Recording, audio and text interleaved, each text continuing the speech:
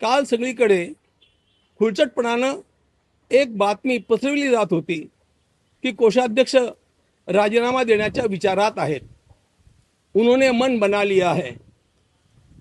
असं म्हणायला कुठल्याही प्रकारचा आधार नाही. मी असं कधी म्हटलं नाही, मी असं कधी व्यक्त केलं नाही, मी असं कधी म्हणणार सुद्धा नाही. कारण मी छत्रपति शिवाजी महाराजांचा अनुयायी आहे. मैदान छोड़ करके भागेंगे नहीं, हम सारी समस्याओं को सुलझा करके रहेंगे, इतना ध्यान में रखना. माझ्या नावावरती संपूर्ण जीवनामध्ये एक वीटही नाही, हे नीट नोंदून घ्या. फक्त एक बँक अकाउंट माझ्या नावावरती आहे, त्याखेरीज माझ्या नावावरती काहीही संपत्ती नाही, कधीच नव्हती. महत्वाची गोष्ट अशी की कोषाध्यक्ष पदाचा राजीनामा मी द्यावा अशा प्रकारचं मी कधी ध्वनितही केलं नाही. तरी पण ही वार्ता पसरते आहे आणि म्हणून त्याचं स्पष्टीकरण लोकांना वेळेवरती जाणं आवश्यक आहे. अनेक लोकांचे मला फोन येऊ लागले, मेसेज येऊ लागले की तुम्ही असं का करताय. म्हणून मी स्पष्टपणे सांगू इच्छितो, अशा प्रकारचा माझा विचार नाही, तो विचार कधीही नव्हता. कारण ट्रस्टच्या सोबत उभं राहण्याची हीच वेळ आहे. जेव्हा संघर्षाची पाळी येते तेव्हा पलायन करणं हा आपला महाराष्ट्रातला स्वभाव नाही आहे. म्हणून मी ठामपणे उभा आहे आणि मी असाच ठामपणे उभा राहीन. माझा राजीनामा देण्याचा विचार नाही. सगळीकडे आलेली बातमी खोटी आहे आणि ती कोणीतरी खोडसाळपणानं पसरवलेली बातमी आहे. SIT ज्या पद्धतीनं चौकशी करते आहे, मी त्याच्याबद्दल समाधानी आहे. आणि आता तर हा उच्चतम न्यायालयामध्ये विषय गेलेला असल्यामुळे, सुप्रीम कोर्टात गेलेला असल्यामुळे मी अधिकच समाधानी आहे. तुम्हाला हा प्रश्न थोडा गडबडीचा आहे. त्यांचा राजीनामा जो आहे ना, तो त्यांनी स्वेच्छेनं दिला आणि न्यासाच्या संविधानामध्ये, घटनेमध्ये अशा प्रकारची तरतूद आहे की राजीनामा दिल्यानंतर तो मान्य करण्याची आवश्यकता नसते. तो दिला म्हणजे तो आपोआप स्वीकारला गेला असं होतं.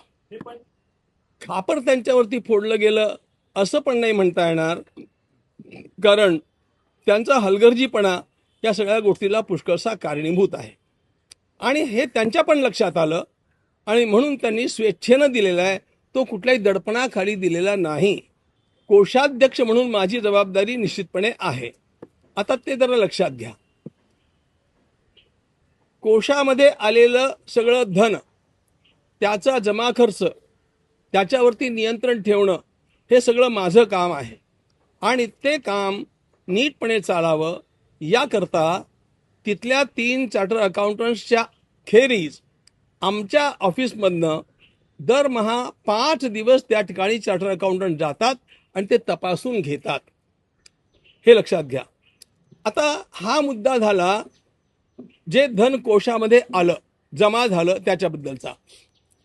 प्रश्न जो आता उद्भवलेला आहे तो तिथे जे समर्पण केलं जातं, म्हणजे ज्याला ते चढावा चोरी असं म्हणतात, जे वाहिलं गेलं, हुंडीमध्ये दानपात्रात टाकलं गेलं, त्याचा अपहार झाला.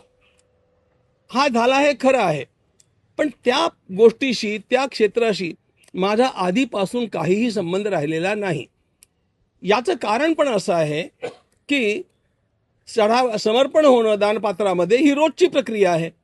त्याची मोजणी होणं हे रोजचं काम आहे आणि तिथले स्थानिक न्यासी हे काम बघत होते आणि मी प्रवासात असल्यामुळे आणि महिन्याकाठी 1-2-3 दिवस मी तिथे जात असल्यामुळे त्याची जबाबदारी त्या लोकांनी स्वीकारलेली होती आणि ते बघत होते. आणखी पण एक महत्त्वाचा मुद्दा आहे. केवळ त्यांच्यावरती हे अवलंबून नव्हतं, तर SBIला हे काम सोपवलेलं होतं. हे काम MOU करून SBIला, स्टेट बँक ऑफ इंडियाला सोपवलेलं होतं. त्यांनी ते स्वीकारलेलं होतं. आत्ता तुरुंगात जितके लोक आहेत, हे लक्षात ठेवा, हे सगळे SBIचे एम्प्लॉईज आहेत. त्यांना सर्व्हिसला ठेवलं आहे ते SBIनं ठेवलेलं आहे, ते आम्ही ठेवलेलं नाही आहे. आता काय होतं, आपल्यातल्या काही लोकांनी हा चांगला मुलगा आहे, याला ठेवून घ्या अशी शिफारस केलेली असणार, ती केलेली पण होती. पण कोणी शिफारस केल्यानंतर जो एम्प्लॉयमेंट देतो त्याचं हे काम असतं की त्याचं पूर्वेतिहास काय आहे किंवा तो काय योग्यतेचा आहे किंवा नाही हे बघणं कुणाचं काम आहे? तुम्हीच सांगा मला. हे SBI बघते आहे. SBI हे भारत सरकारची अत्यंत प्रतिष्ठित बँक आहे आणि त्यामुळे त्या बँकेवरती विश्वास नाही ठेवायचा तर आम्ही आणखी कोणाला असं आणणार आहोत हे लक्षात ठेवलं पाहिजे. मी कुठलाही प्रभाव कोणावरती कधी टाकतच नाही. मी एकालाही एकही फोन केला नाही. मी कोणालाही काही सांगत नाही. तुमच्यापैकी कोणाला सांगणार नाही आणि माझी तरफदारी कोणी करावी अशी मला आयुष्यात कोणाकडनंही अपेक्षा नाही. मी नेहमी सत्याधिष्ठित आहे आणि सत्य हे स्वयंप्रकाशित असतं. आणि उलट सांगतो, आम्ही ह्याची चौकशी प्रभावित का करू? घडलेली जी गोष्ट आहे तो भगवान रामचंद्रांच्या सोबत केलेला गुन्हा आहे आणि त्यामुळे त्याची खंत आम्हाला आहे, त्याची वेदना आम्हाला आहे. त्यामुळे आम्हाला शर्मेनं मान खाली घालण्याची पाळी आलेली आहे आणि त्यामुळे अशा गुंड लोकांची चौकशी होण्याकरता आम्ही त्याला प्रभावित करणार नाही. गुन्हेगार कोणीही असो ते धरले गेले पाहिजेत, त्यांची शुद्ध चौकशी झाली पाहिजे आणि त्यांना अधिकात अधिक दंड मिळाला पाहिजे. ही माझी प्रांजळ भूमिका आधीपासूनची आहे आणि त्यामुळे या चौकशीला प्रभावित मी करण्याचा प्रश्न येतच नाही.